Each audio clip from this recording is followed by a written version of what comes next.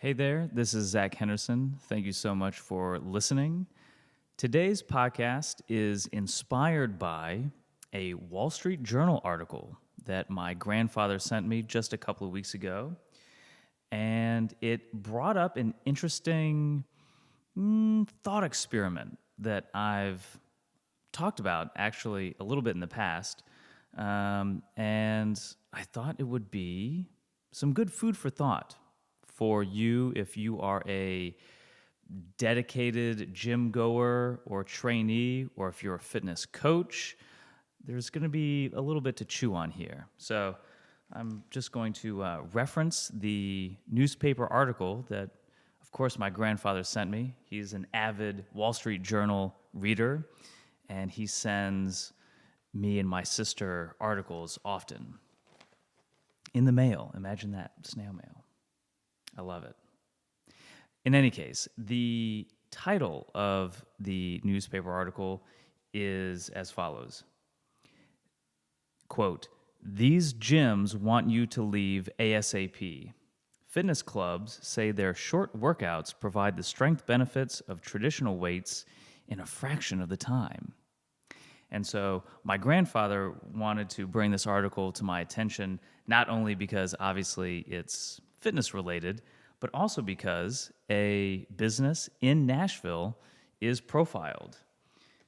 And let's see here. Here's how it starts. There's a holy grail exercise entrepreneurs are chasing these days. A workout stripped of all wasted time and effort. Well, as an exercise entrepreneur myself, that's exactly what I'm after. Yes, so you definitely have my attention. Over the past couple of years, hundreds of gyms have opened around the country as acolytes try to bring the science and efficiency of what's called biohacking to mainstream fitness. Okay, here we go. And here's a little detail behind what's going on here. Here's the typical shortcut. Strength training exercises that put extra emphasis on working your muscles in both the push phase, when pressing the machine away from your body, and on the pull phase, when bringing it back to its starting position. On traditional gym machines, people often rely on gravity to help ease the weight back into start position. So basically, they're talking about machines that, from what I can deduce here, are actually adding weight on the eccentric, which is actually a pretty cool idea. And I'm kind of on board so far. And here we go. And this is where our local Nashville scene comes into the article. Quote, "With just 6 pieces of equipment, Quantify Fitness, a biohacking gym in Nashville, Tennessee, tells clients they can achieve full body strength and cardio training, plus enhanced muscle recovery by working out for roughly 45 minutes each week." Yeah, well, right on. You know, I've sometimes asked my colleagues in the industry, physical therapists, chiropractors, personal trainers, what if there was a magic pill? I mean, with the progression of technology that we obviously can't stop, there very well may well be a magic pill here soon that could essentially just give you the body of your dreams, right? Would we be out of a job? What would be the point of exercise if you could take a pill or walk into some machine and you just pop out on the other side jacked, right? All the muscle you want, as little body fat as you want, boom, you're just there. In that type of a world, what is the point of exercise? And again, would we be out of a job? I sometimes bring this question up to physical therapists and chiropractors, and I ask, what if we get to a point where you can just push a button and you don't feel pain anymore? Would people even care about their movement dysfunction and the functioning of their joints if it just didn't hurt? I don't know. It's an interesting thought experiment. So here's the thing. I'm not here to dog on these biohacking gyms or any sort of fad that may come up in the industry. Let's be honest. If I really cared about exercise fads, I'd go crazy. And I know a lot of my colleagues do go crazy, and they post rants on Facebook every other day about being pissed off about this thing or that thing. Let's let it go. Look, I'll be honest. This sort of machine, this sort of training sounds great for certain populations. People who have movement issues, maybe the elderly, et cetera, people coming off of injury. Hey, we're not going to slow the progression of technology. So stuff like this, as hokey as I think it kind of is, and as skeptical as I obviously am, I can also see how it could have its place, right? For certain people, and it could do a lot of good. All right? So I'm not dogging on it. But again, it goes back to, if you could just push a button, or in the easiest way possible, get the body that you want, get the results that you want, get the strength that you want, which is essentially what this is promising in a roundabout way. And that's kind of what every new progression and fad, every new thing in fitness is promising, right? Bigger, faster, leaner, stronger, in less time, easier, right? That's what everybody's promising. But in any case, let's say that solution was actually like that it actually worked. All right, let's just say for the sake of argument that you could get everything that you needed out of 15 minutes a week on one of these space-age machines. Well, then what would be the point of training? And I'm pausing here for dramatic effect because I'm hoping that you are asking yourself the same question. What would be the point of training? And as I was getting ready for recording this podcast and thinking about that myself, I was procrastinating, and I got on Facebook, and this is the first thing I saw when I opened Facebook. It was actually a post, and this is just too good. I just can't make this up. So I opened up Facebook, and the first thing I see is a post from a instructor at my jiu-jitsu studio who made a post in our private student Facebook group, and he asked, besides the usual stuff like self-defense, fitness, competition, what is your favorite reason for training? And wow. Logan, thank you for saving this podcast, because this is what it's all about. And here are some of the answers. Okay, again, these are answers given by people at my jiu-jitsu studio about why they train jiu-jitsu apart from self-defense, right? So again, hey, if we lived in a world where nobody messed with each other, what would be the point of practicing martial arts? Again, it's the same fundamental question.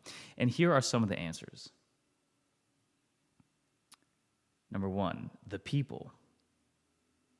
Another one, stress relief and getting out of my comfort zone, plus meeting awesome new friends. It fills me with a sense of purpose, provides a tribe. This answer from a parent: we enrolled our son because we noticed he was getting bullied and didn't know how to protect himself. 2 years later, he has tons of confidence, strength, problem-solving skills, and sticks up for himself and others. Alex says, it takes my mind off the bullshit, which got a big thumb up.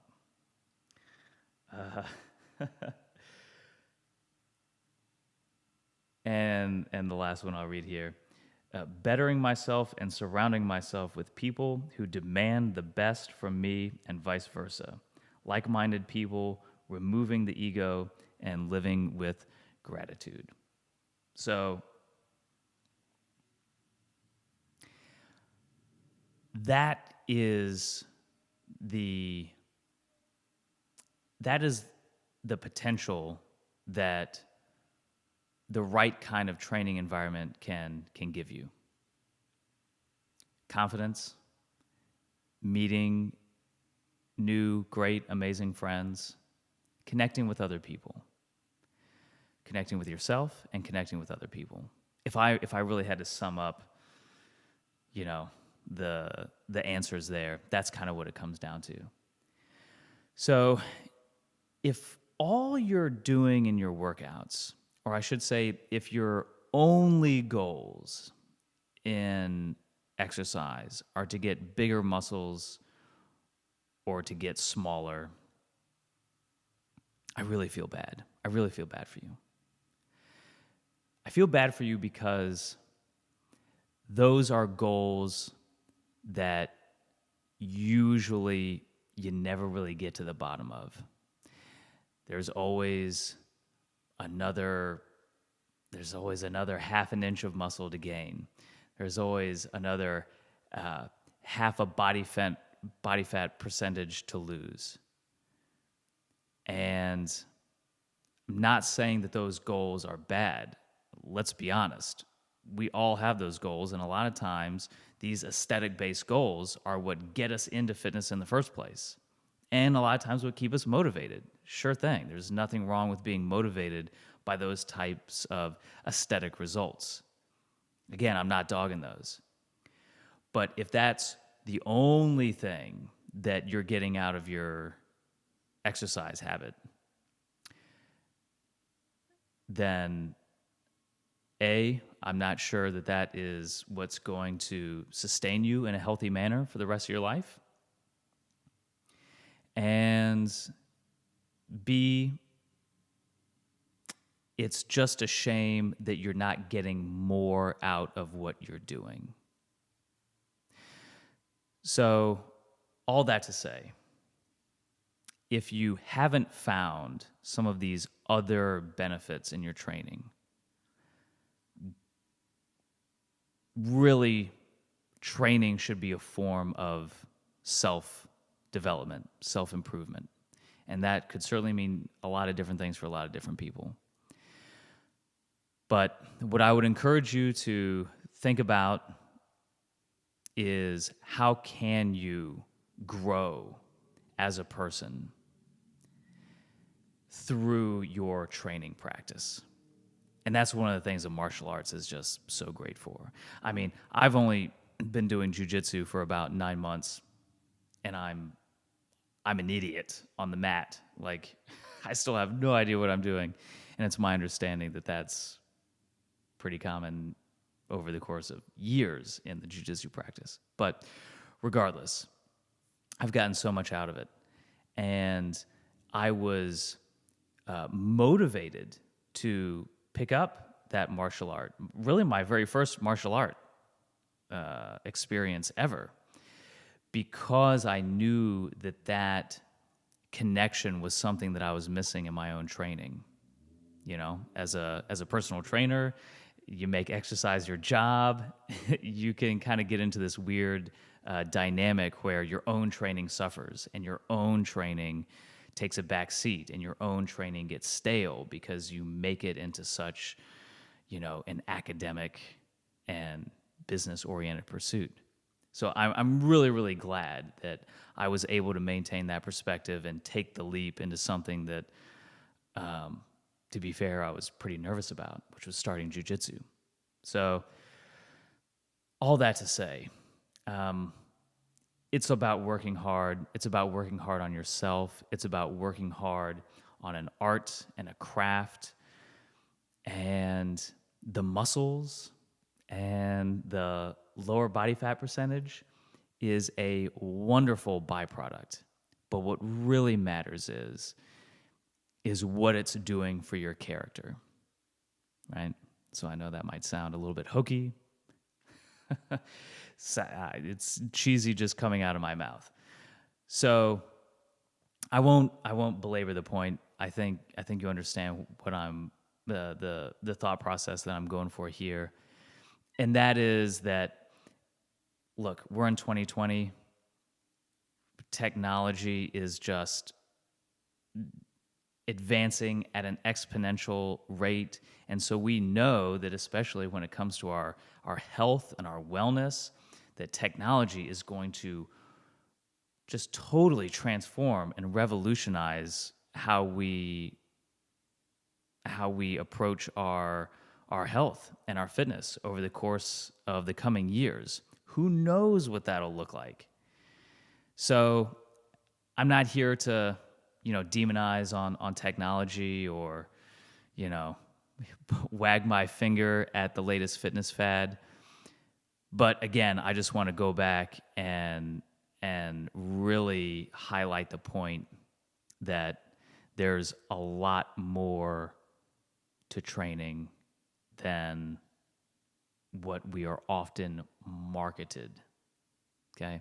And it's my wish for you that you find some of those deeper benefits and that deeper process of becoming a better person through the art of working on yourself, right? Through your training. So let's wrap up. Let's wrap up with a quote from the end of this article. So, quote, Jason Diaz is a 46-year-old New Yorker and quote-unquote recovering tech entrepreneur. He decided last year to take control of his health after decades of ignoring it while working on startups. He's now happy with a New York City smart gym called Hacked. And the Hacked gym is looks like it's outfitted with all of these wonderful machines, including a Fit 3D biometric full body scanner, among other high-tech options. And this is the quote that I really love here from Jason Diaz. He says, quote, when you look at 99% of the gyms out there, weight training is still a caveman exercise. You're literally just lifting rocks. Well, Jason, you're right. You're absolutely right. And let me remind you that however many computers you've built and advances in technology that you've been a part of, you are still a caveman.